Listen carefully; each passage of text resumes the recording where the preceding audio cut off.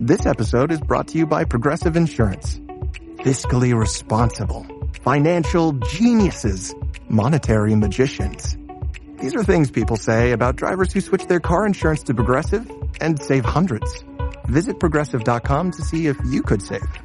Progressive Casualty Insurance Company and Affiliates. Potential savings will vary, not available in all states or situations. This is the Roger Stone Show on 77 WABC. A man who's gone through hell, but he's kept going, and he's smart, and he's strong, and people love him. Not everybody, but people love him and respect him. Roger Stone. Now, here's Roger Stone. Welcome back.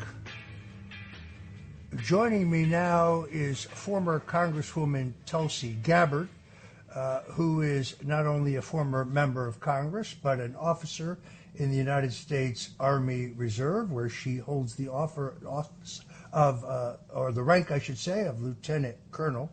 She served in the U.S. Congress as a representative from Hawaii's 2nd Congressional District from 2013 to 2021. And she announced in October of 2022 that she was leaving the Democratic Party after seeking that party's nomination for president in 2020. In 2002, Tulsi Gabbard was elected to the Hawaiian House of Representatives at the tender age of 21. She served her country in the Iraq War debacle, and she joins us today on the Roger Stone Show. Tulsi Gabbard, welcome to the show. Thank you so much, Roger. It is great to join you today. Great to be with you and your audience. I'm going to tell you, I mentioned this to you in a text. You may hear some gunfire in the background.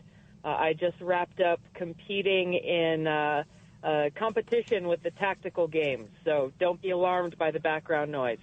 We very much appreciate that. You made a groundbreaking speech, an extraordinary speech at the Conservative Political Action Conference. I noticed, by the way, that you delivered an incredibly eloquent speech without a single note, which is very, very difficult to do. Let's play that bite of Tulsi Gabbard at the CPAC conference, specifically here talking about the candidacy of Nikki Haley and President Donald Trump. Now, if you listen to what Nikki Haley has been saying, she claims that President Trump only cares about himself and that he's doing all that he's doing only for himself. If that were the case, wouldn't he just walk away from all this? Walk away from the headaches and the attacks and the stress that he's enduring right now? So why doesn't he? I've had the chance to meet with him and speak with him at length, and I've seen firsthand his heartfelt interactions with friends of mine, veterans, and I've seen how he has touched their hearts and moved them to tears as he expressed his appreciation for their service and their sacrifice. No cameras, no crowds, just that heartfelt conveyance of appreciation.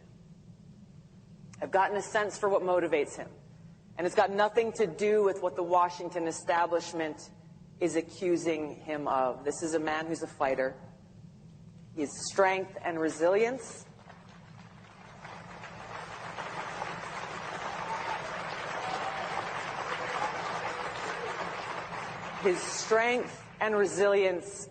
can only come from one place.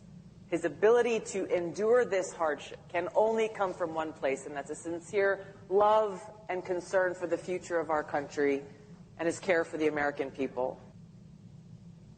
An extraordinarily powerful speech, and I congratulate you for it. It's interesting that a straw poll taken of those who participated in the Conservative Political Action Conference, which is always avidly watched for those years in which there's an open presidential nomination or in this case for the vice presidency, showed that South Dakota Governor Kristi Noem was the choice of a mere 15%.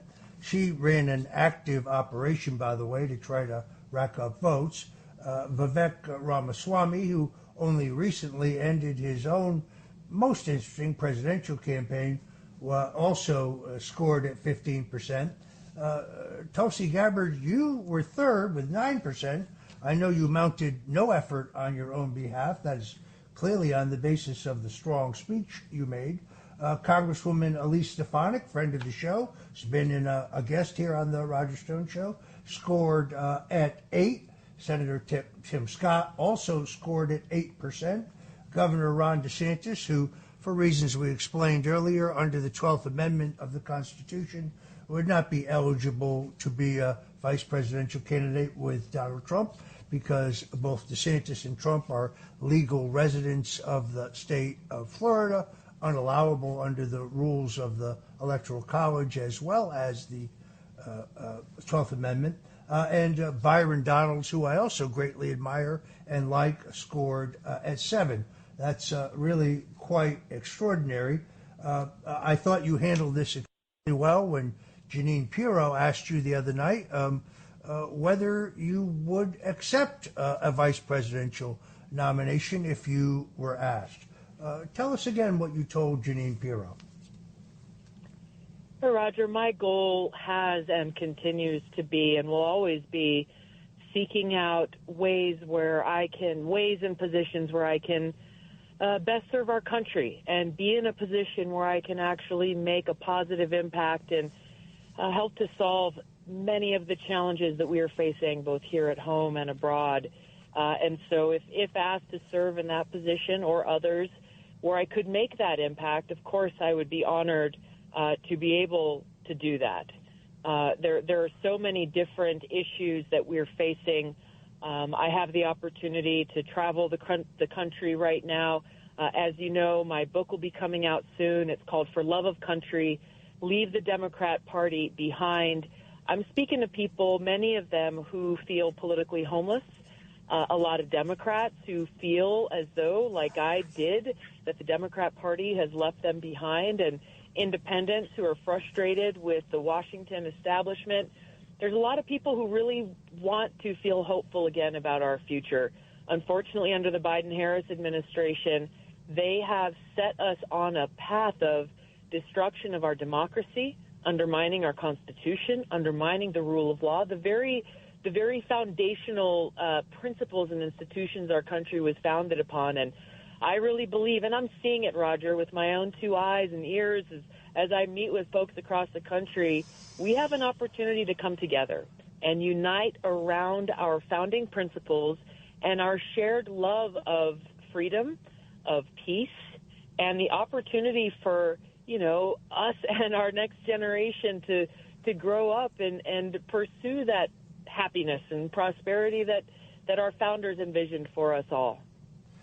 I'm a great believer in redemption. I think people change over time. When I tell friends how impressed I am with your courage and your speaking out against the war machine, they often point out to me that you were once a Democrat. In fact, you were once vice chairman of the Democratic National Committee from 2013 to 2016, and you actually endorsed Bernie Sanders for president in 2016. But people change. I worked for Ronald Reagan, who took the conservative movement started by Barry Goldwater and brought it to maturity in this country. He was not only once a Democrat, but he was the most liberal of New Deal Democrats. People change as they get new information. Was there a specific event that triggered your decision to leave the Democratic Party and become an independent? Yeah, Roger, a couple things I want to say on that. First of all, to directly answer your question, there wasn't one specific triggering event. Throughout my time in Congress or throughout my time involved with politics at all, I've always been an independent-minded person. And shortly after I was elected to Congress, there was a lot of news and people saying, she's the rising star of the Democratic Party, all this kind of stuff. it didn't last long once they realized that I had a mind of my own and that I had no issue calling them out when they were wrong and taking a stand based on principle and doing my best to do what was right for the American people and our country. And so, you know, in 2016, you mentioned my endorsement of Bernie Sanders. I endorsed Bernie Sanders because I saw an opportunity. It's really around one major issue, and that was the issue of war. Hillary Clinton is the queen of warmongers. She is the ultra neocon. And Bernie Sanders, you know, I don't agree with him on a lot of things, but on that issue, at least he seems to be more of a non-interventionist. And I resigned as vice chair of the DNC to endorse him and have that platform to point out the dangerous threat that a President Hillary Clinton would pose to the country. Because trust me, as you remember, Roger, the mainstream media wasn't doing it. They were all saying she's the most qualified person ever to run for president. No one ever challenged her on her record as Secretary of State. No one ever challenged her on the absolute abysmal consequences, costly, deathly consequences of what she pushed as Secretary of State and what she voted for as a U.S. Senator. And so as I went forward throughout the years, the Democratic Party, even as a 2020 candidate for president in a Democratic Party, my goal was to see if I could somehow within the party bring about change to the party, to take it back to the party that JFK once led, to the party that Martin Luther King once was a part of. Unfortunately, I saw a lot and learned a lot throughout that whole experience and got to the point where there was just no way that I could in good conscience associate myself with that party. The last thing I'll say about this, Roger, that you brought up is people change. I would hope that whether in life, in personal relationships or business or even in politics, wouldn't you want people who can learn from new information or new experiences and draw different conclusions? If we are all stuck in the place that we once were, unwilling to change, unwilling to evolve, then that would be a pretty bad outcome. That would deliver a pretty bad outcome for the country. And as we look to this next election, and this is why I'm spending the rest of this year through November 5th talking to as many people as I possibly can, if we treat people with respect, those who may be Democrats or used to be Democrats or independents, they can be won over to consider the truth of how the Biden-Harris administration is destroying our country and to see that there is a better choice out there. If you treat people like crap, they're not going to listen to a word you have to say. So it's what I'm trying to do. It's what I encourage other people to do. It's the message I deliver to the audience at CPAC. Don't just talk to and hang out with people you agree with. You don't win elections and bring about change that way. You've got to be willing to talk to folks who you may not be sure whether you agree on everything. Have a real conversation. We got to bring back dialogue in this country and move forward together around the fundamental principles that make us who we are as Americans and as a country. You are at a shooting contest in Arizona right now, as you told me. One of the criticisms, I think, which is inaccurate that I keep seeing online is that you are an opponent of the Second Amendment. I read a very good piece about this not long ago. Your views have evolved on that issue, but not recently. Tell us your current position regarding the right to keep and bear arms. I wholeheartedly support the Second Amendment and the right to keep and bear arms. This is something that I've talked about now for the last few years. You know, my exposure, I grew up in Hawaii, the state that has very, very strict gun laws, so my exposure to guns was minimal at best for most of my life. Even after I joined the military, obviously there was military training and preparation for deployments, but there was a lot that I was exposed to. There's a lot of people who came and talked to me, both throughout the 2020 presidential campaign, but also seeing how increasingly tyrannical our government became through 2020, through the COVID crisis, and continuing to this day. My eyes were really opened to our founders' intent in saying, yes, we have the right to keep and bear arms for sport, as I'm out here doing this weekend here in Arizona, competitive shooting. I'm having a blast. So much fun for people who like to hunt, for self-defense, to protect yourselves and your loved ones, but also as a check on the power of an increasingly tyrannical government.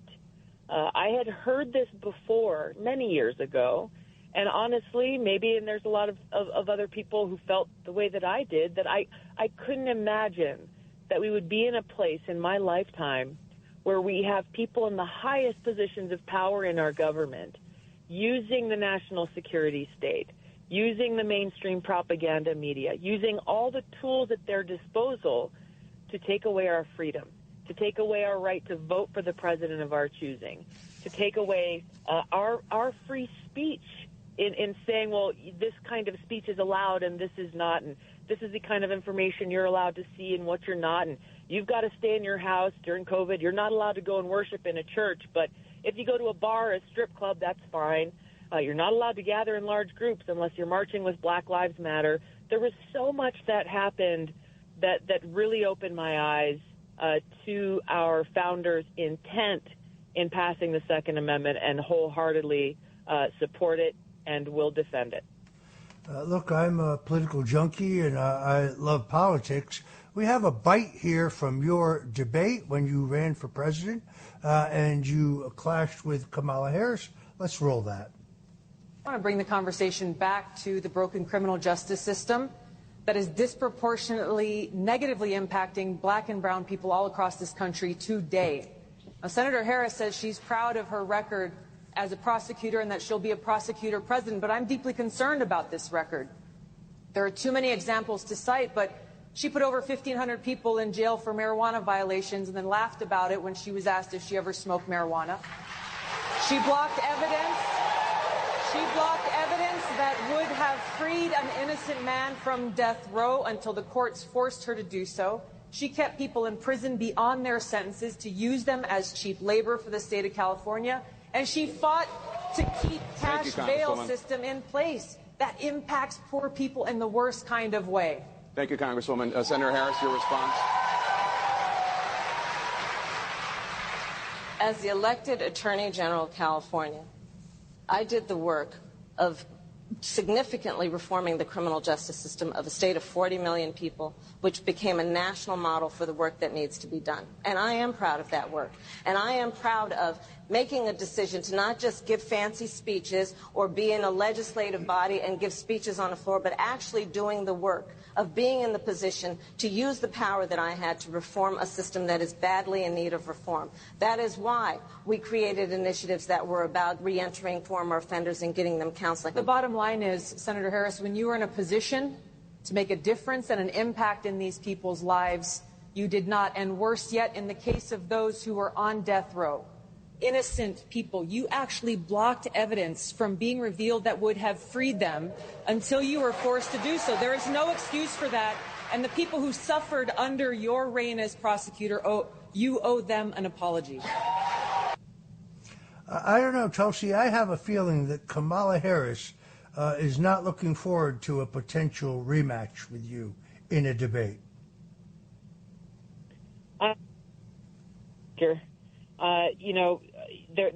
There hasn't been a whole lot that I could point to. I can't actually think of a single thing as I'm sitting here talking to you that she could speak about and defend on a debate stage.